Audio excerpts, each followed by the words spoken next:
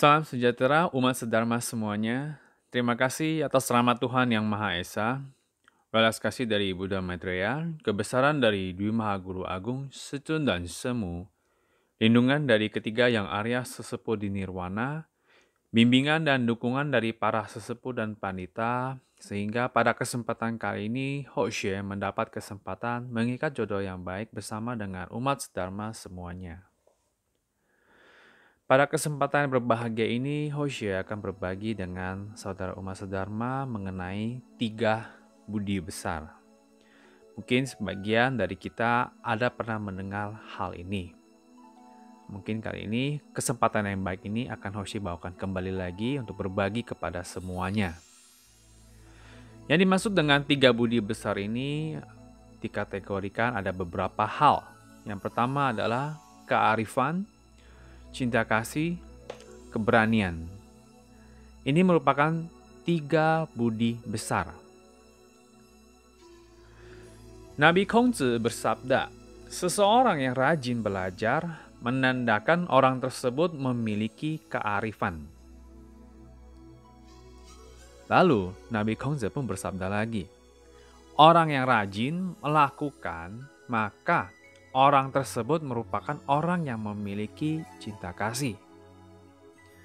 Dan berikutnya, Nabi Kongzi pun berkata lagi, kita mengetahui kesalahan kita dan berani merubahnya, inilah salah satu sifat dari keberanian. Jadi ketiga hal tersebut semuanya bersinkron, saling melengkapi satu sama lain. Kita dikatakan orang yang memiliki kearifan, maka untuk mencapai kesuksesan perlu kegigihan dalam pelaksanaan dan penyebaran kebenaran dalam keseharian kita. Kita datang ke dalam wadah ketuhanan, kita melakukan pembinaan intern. Lalu begitu kita keluar dari wadah ketuhanan, mungkin kita sebut sebagai keseharian, itu kita melakukan ekstern. Jadi antara intern untuk menguatkan hati kita perlu kita lakukan. Lalu berikutnya kita harus ada dalam prakteknya, yaitu kita laksanakan ke dalam keseharian kita. Maka kita akan bisa mencapai kesuksesan tersebut. Pertama, kita pahami kearifan terlebih dahulu. Mungkin kita sering mendengar ya kata kearifan ini. Kearifan merupakan bawaan dari lahir, kebitaran dari hidup yang kita lewati. Maka orang yang arif selalu memanfaatkan waktu dengan sangat baik. Terlebih sebagai seorang pembina diri dengan giat membina diri, maka mereka akan sangat memahami mengenai ketidakabadian. Ya, seorang pembina diri itu kenapa mereka giat melakukan pembinaan diri? Karena kita telah memahami apa yang dimaksud dengan ketidakabadian. Lalu di lain pihak, orang yang tidak arif akan selalu berusaha mencari celah untuk memaafkan diri mereka masing-masing. Itulah perbedaan besar orang yang arif dan tidak arif. Orang yang arif itu selalu berusaha menggunakan kesempatan yang ada, yang mereka miliki. Lalu di lain pihak, mereka yang tidak arif, mereka selalu mencari cara, mencari celah. Dari kelebihan orang yang arif tersebut, mereka cari celah supaya mereka bisa dimaafkan. Itulah perbedaannya. Makanya kita bisa sering mendengar berbagai macam alasan-alasan yang muncul untuk bisa membela diri mereka. Jadi kita sebagai orang yang arif tentu kita tidak melakukan hal demikian. Cinta kasih merupakan dalam 8 budi yang berada di urutan pertama. Orang yang berwelas kasih tidak akan pernah melukai makhluk lainnya. Mengapa dalam wadah ketuhanan kita selalu berkata Cipei? Kita sering sekali mendengar perkataan ini. Karena adanya ce yang merupakan maknanya kebahagiaan. Lalu pei, hal kesedihan turut kita rasakan. Jadi kita sambung bersatu padu, cipei ya, memiliki kebahagiaan dan kita turut merasakan segala macam hal yang ada. Dan yang kita sebut sebagai welas kasih juga hal demikian. Nah, makanya kenapa sebagai seorang pembina diri, kita dituntut juga untuk memiliki welas kasih. Tentu kita telah mendengar bimbingan dari para pendahulu, bahkan mungkin Buddha ya kita sebut juga. Para Buddha tidak akan pernah melukai makhluk hidup yang lainnya. Ini harus kita gunakan dengan kearifan kita untuk menanggapi hal-hal saat seperti sekarang ini yang kita jumpai, yang mungkin bisa dikatakan membelakangi dari kebenaran yang ada. Ingat perkataan sebelum yang Jose katakan, yaitu seseorang yang tidak arif, mereka selalu mencari celah supaya bisa menutupi kekurangan dari diri mereka. Kalau kita yang arif, kita tidak akan pernah melakukan hal demikian. Pepatah mengatakan orang yang berwelas kasih suka memandang gunung. Karena gunung tidak bergerak seperti hati nurani kita, tidak mudah goyang atau tergoda. Ini pepatah mengatakan demikian. Pembina diri harus kita laksanakan sendiri dengan menjalankan dalam keseharian. Ini sudah harus. Harus membina hati agar tidak mudah tergoda dengan berbagai macam cobaan yang ada. Ya, terlebih masa-masa seperti saat sekarang ini, banyak sekali cobaan-cobaan yang datang bertubi-tubi untuk menguji hati kita. Apakah kita sebagai pembina yang mantap atau tidak? Jose mengutip dari kitab Lunyu ya, Wei Zheng. Dalam Lunyu tersebut ada beberapa perkataan dari Nabi Kongzi. Jose hanya mengutip beberapa kata saja, yaitu 40而不惑. Umur 40 tahun sudah mantap imannya. Nabi Kongzi mengatakan demikian. Ya, mungkin kita introspeksi diri kita, apakah kita sudah mencapai tingkatan tersebut atau belum. Kalau belum, lekaslah kita untuk mencapai iman yang mantap, tidak mudah goyang lagi. Lalu bukan hanya Kongzi yang mengatakan demikian. Lalu Nabi Mengzi juga berkata, sudah berumur 40 tahun, hati tidak mudah goyang lagi oleh pengaruh lingkungan luar. Ya, inilah merupakan wejangan dan nasihat dari para pendahulu. Nah, ini sebagai pegangan buat kita semua juga. Kita sebagai seorang umat manusia, hal seperti ini harus kita pegang teguh.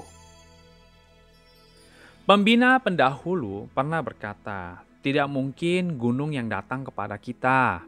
Kita yang harus berjalan menuju gunung. Ini ibarat seperti saat seperti ini.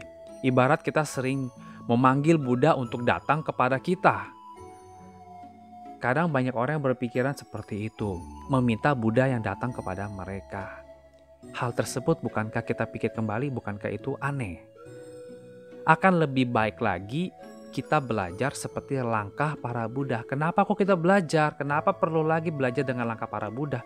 Karena langkah-langkah para Buddha ada jejaknya. Jejaknya ini tentu sudah bisa kita jalankan. Ibaratnya sebagai pedoman pembinaan diri kita, pedoman sebagai bahan pembelajaran kita.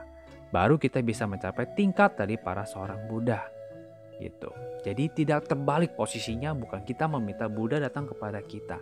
Tapi kita yang harus bisa belajar seperti mereka, yang kita harus lakukan. Intinya ini adalah kita harus jalankan, bukan hanya kita duduk saja dan meminta. Bukan seperti demikian. Lalu Nabi Zhengzi pun berkata, seseorang pembina harus membina dengan baik, dan ini merupakan hal yang sepatutnya manusia lakukan.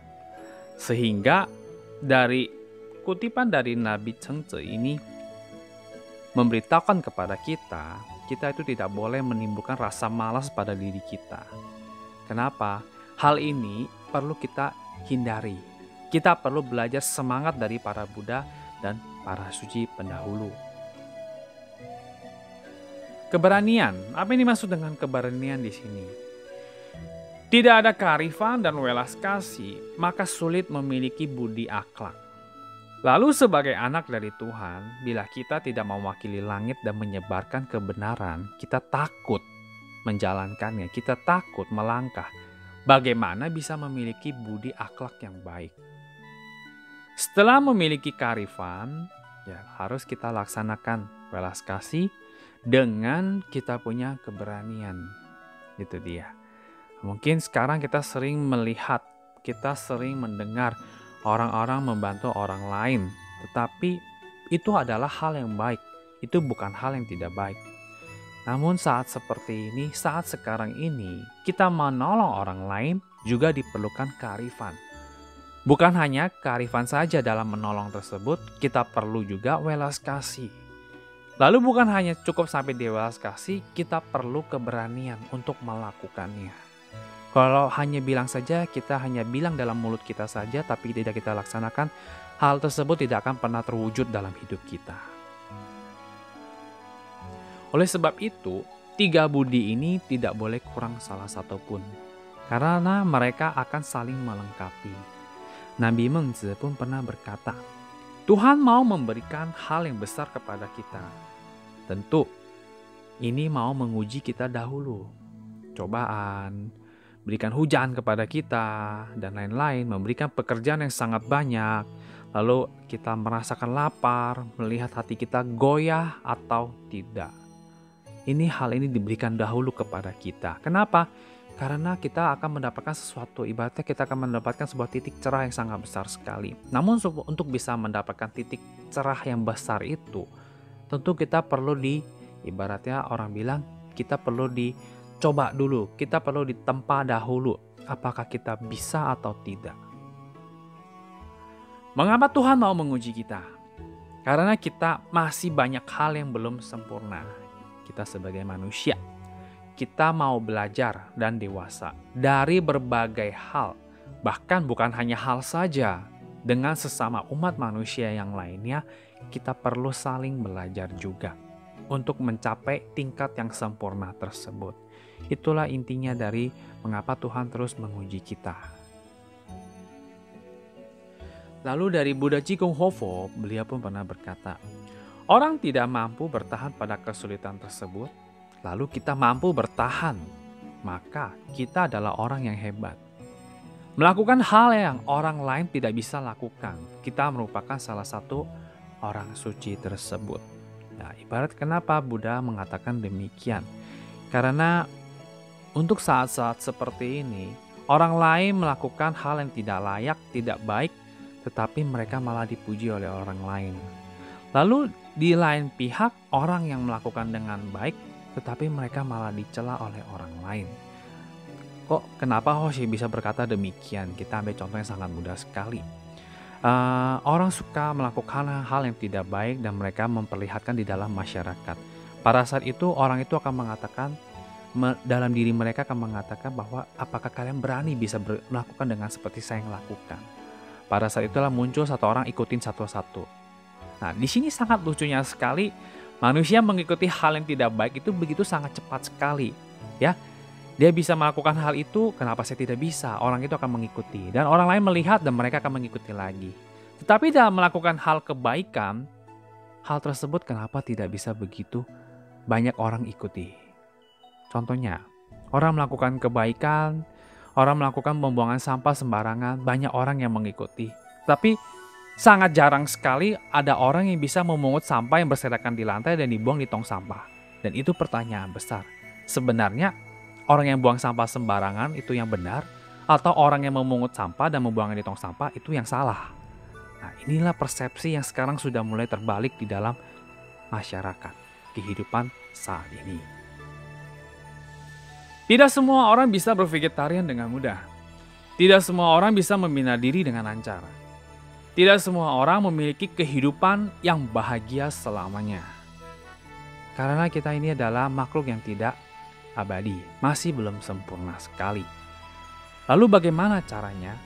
Hanya satu-satunya, kita menjalankan kehidupan dengan rasa syukur. Mensyukuri apa yang telah kita miliki saat ini.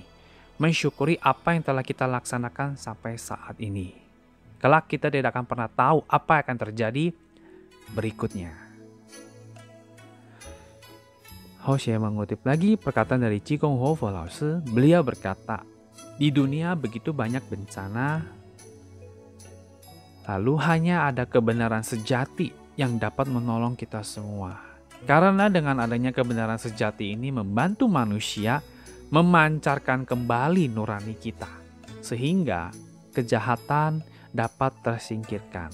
Singkat kata, hawa positif semakin besar, maka hawa negatif semakin mengecil.